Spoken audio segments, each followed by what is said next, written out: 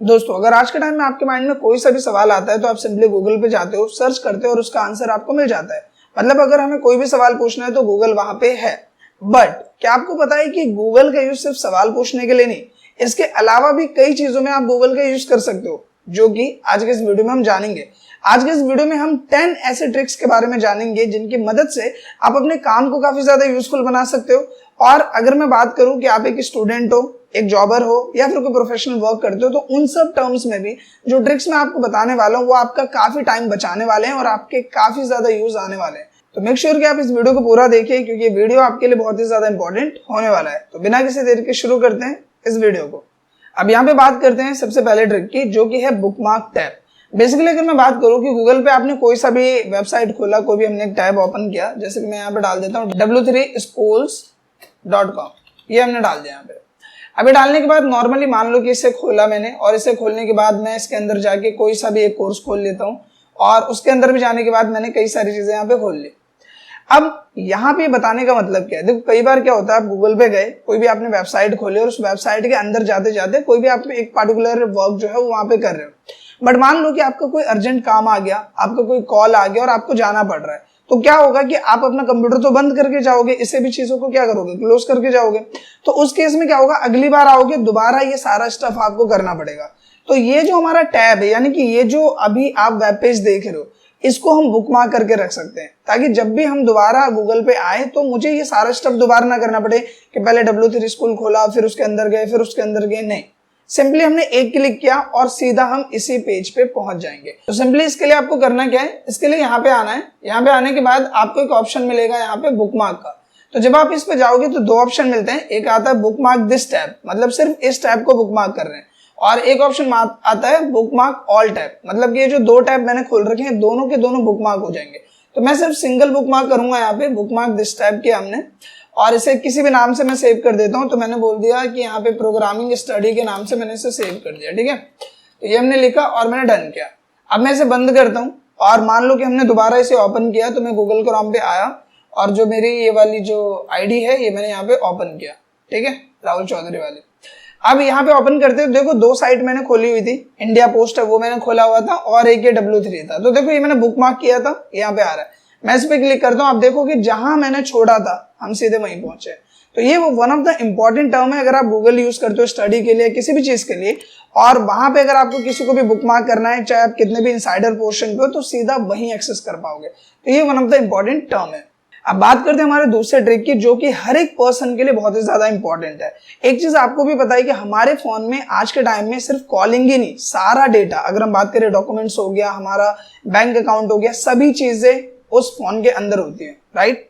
तो यहाँ पे क्या होता है कि कई बार फोन लोगों का चोरी हो जाता है, जो कि बहुत ही कॉमन चीज है, और फोन गया मतलब सारी चीजें गई। उस केस में आप परेशान होते हो कि अब मैं क्या करूं।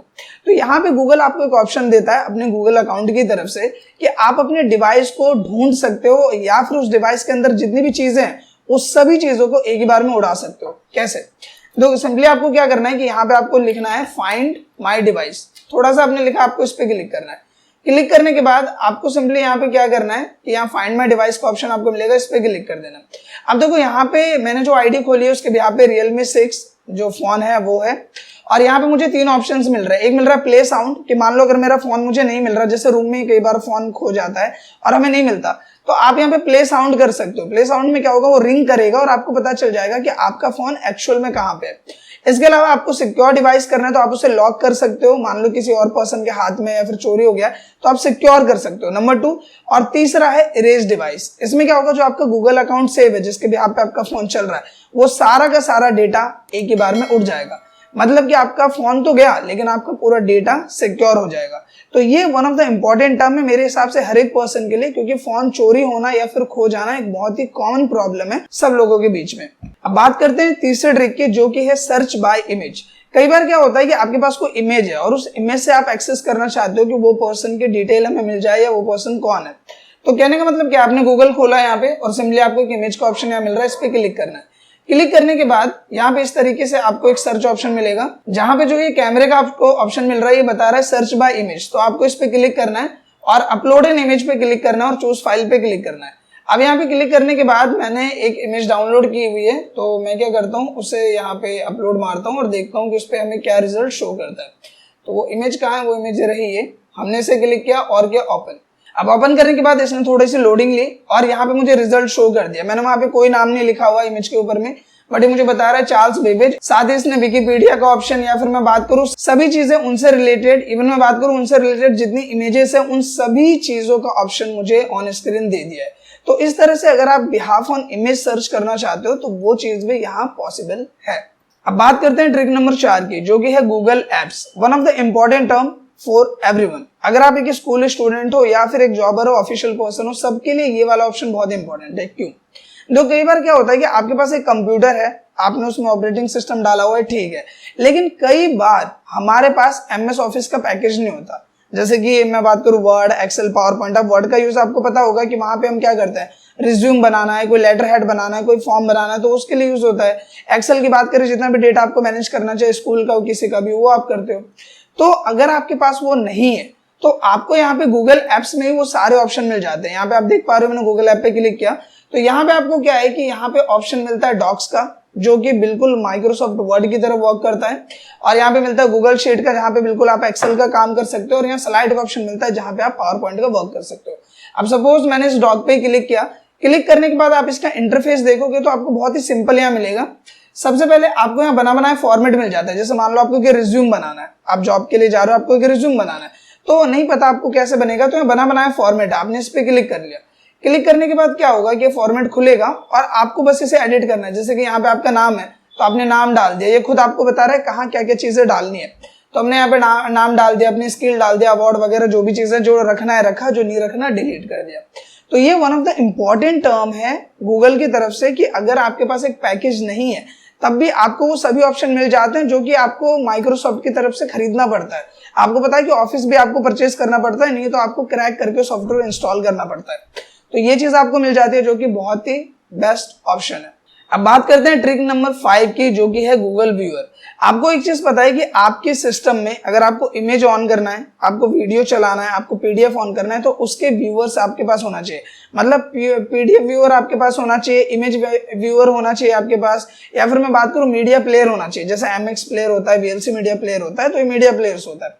तो आपको कोई भी चीज चलानी है तो ये होना चाहिए। तो अगर आपके पास वो नहीं है तो वो चीज भी आप गूगल के साथ कर सकते हो। कैसे? इसके लिए सिंपली क्या करना है, मैं इसे मिनिमाइज करता हूँ, और मिनिमाइज करने के बाद हम सिंपली अपने यहाँ पे आ जाते हैं फाइल एक्सप्लोरर में। दिस पीसी हमने यहाँ पे खोला, और यहाँ पे खोलने के बाद मैं जाता हूँ डाउनलोड में। मैंने शायद कोई वीडियो डाउनलोड की थी, जैसे ये है वैनम की है।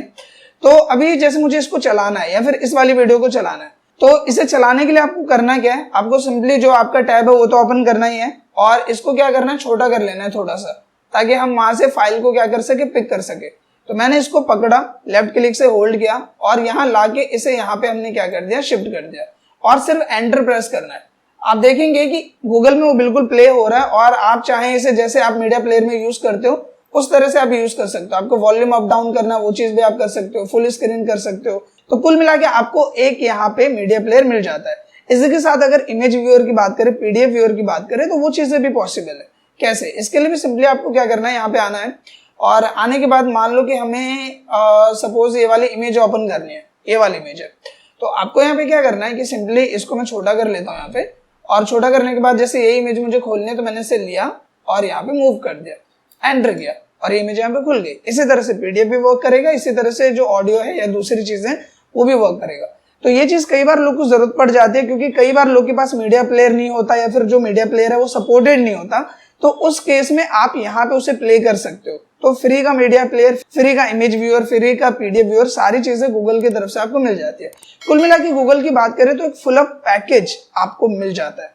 अब बात करते हैं यहाँ पे नेक्स्ट एक की, जो कि है यूज ऑफ हाइफन की। अब इसका क्या यूज है मैं समझाता हूँ। देखो, अगर बेसिकली मुझे यहाँ पे रैम के बारे में सर्च करना है, तो मैंने यहाँ पे लिखा RAM, लिखा, एंटर किया।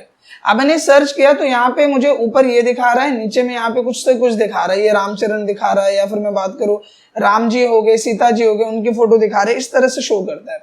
तो बेसिकली आपको ये इंडिकेशन देना है कि ये जो रैम है वो मैं किसके लिए सर्च कर रहा हूँ।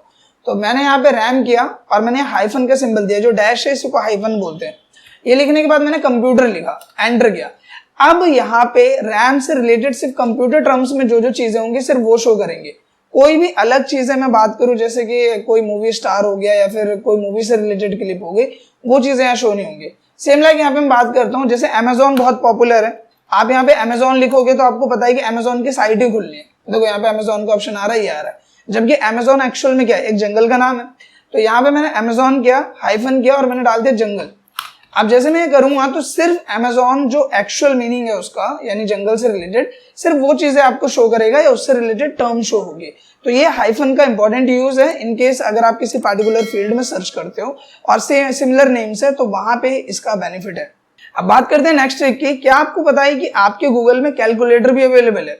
नहीं पता होगा, मैं बताता हूँ। देखो सिंपली क्या है, ये जो आपका एड्रेस बार है, अगर आपको कोई भी कैलकुलेशन करना है तो अलग से कैलकुलेटर खोलने की जरूरत नहीं है। जैसे सपोज मुझे यहाँ पे 4 5 6 7 प्लस करना है 7 8 9 0 या 2 लिख दिया मैंने यहाँ पे, तो देखो ऑटोमेटिकली यहाँ पे आ गया कि ये जो इसका एड ऑन है वो कितना होगा, और माइनस कर दिया मैंने इसमें 100 तो वो भी यहाँ पे सॉल्व होके आ गया।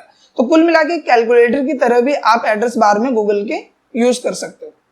अब यहाँ पे आपको एक चीज पता है कि अगर हमने एक क्रोम ब्राउजर खोला हुआ है तो उसमें हम मल्टीपल टैब्स यूज करते हैं। जैसे कि इस वाले टैब पे मैं इंडिया पोस्ट यूज कर रहा हूँ, इस वाले टैब पे मैंने W3 स्कूल खोला हुआ है, इस वाले टैब पे मैंने यूट्यूब खोला हुआ है। तो मल्टीपल टैब्स हम यूज करते हैं, लेकिन उनपे एक्सेस करने के लिए आप क्या करते हो, आप सिंपली माउस से क्लिक करोगे इधर इधर ऐसे का यूज करते हैं। लेकिन इसका शॉर्टकट क्या है? तो इसका शॉर्टकट है, आपको कंट्रोल की को होल्ड करना है एक उंगली से और टैब को प्रेस करना है। आप देखो कि ऑटोमेटिकली आगे आप मूव ऑन होते जाओगे। तो ये कंट्रोल प्लस टैब का यूज है जिसकी मदद से आप एक से दूसरे टैब पे मूव हो सकते हो। इसके अलावा एक और ट्रिक की बात करते हैं। देखो यहाँ पे एक ही ब्राउजर में हमने 3 टैब खोले हुए हैं।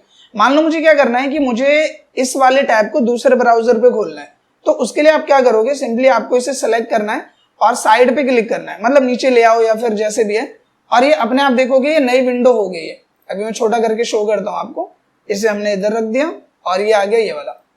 तो ये देखो, तो ये हो गया कि यहाँ पे एक, ये जो 3 टैब थे तो 2 एक पे हो गए और एक इस पे हो गया। करा क्या मैंने कि सिंपली से क्लिक किया और नीचे की तरफ शिफ्ट किया, ये अपने आप हो जाएगा। नहीं तो आप इस पे राइट क्लिक करोगे तो भी आपको ऑप्शन मिल जाएगा कि यहाँ पे एक ऑप्शन होगा move tab to another window, आप इससे भी इसे कर सकते हो। और दोबारा अगर इसे उसी पे ले जाना है तो इस वाले पे, यहाँ पे आपको हेडर पे क्लिक करना है इस तरह से, तो यहाँ पे इस पे लेके जाना है और आपको क्या करना है, छोड़ देना है, ये वापस इस पे आ जाएगा। अब बात करते हैं लास्ट ट्रिक की। मान लो आप कोई भी काम अपने इस ब्राउजर पे कर रहे हो, जैसे कि मैं इस वाले टाइप पे कर रहा हूँ, ये कर रहा हूँ, इस पे कर रहा हूँ, और मैं किसी कैफे में ये यूज कर रहा हूँ, किसी दूसरे के कंप्यूटर में या फिर कैफे में यूज कर रहा हूँ। अब मुझे यही वाला टैब चाहिए अपने फोन में, ठीक है, अभी फोन में इंटरनेट नहीं है, बाद में आएगा, तो मुझे क्या करना है, ये वाला जो टैब है वो अपने फोन में भेजना है। तो बेसिकली क्या है कि जो गूगल अकाउंट आपके फोन में, उसी गूगल अकाउंट से आप इसे भी यूज कर रहे होंगे। तो आपको क्या करना है कि इस पर राइट क्लिक करना है और आपको यहाँ ऑप्शन मिल जाएगा सेंड टू योर डिवाइस। तो बेसिकली मेरे डिवाइस का नाम आ रहा है यहाँ पे, जो मेरा फोन है उसका नाम आ रहा है। तो जैसे मैं इस पे क्लिक करूंगा तो ये जो डेटा वो मेरे फोन पे पहुंच जाएगा। अभी मेरे फोन में रिकॉर्डिंग हो रही है तो मैं इसे भेज नहीं सकता, तो बेसिकली क्या आपको इस पे क्लिक करना है, ये सिंपली जो टैब है उसका जो ऑप्शन है वो आपके फोन पे सेंड हो जाएगा। सो आई होप कि दोस्तों जितने भी ट्रिक्स मैंने आपको बताए होंगे वो आपको पसंद आए होंगे और साथ ही यूजफुल लगे होंगे। अब आपको सिंपली करना क्या है कि अगर ये वीडियो आपको अच्छी लगी तो इस वीडियो को लाइक करना है, शेयर करना है, साथ ही कमेंट करके मुझे फीडबैक जरूर देना है। Thank you.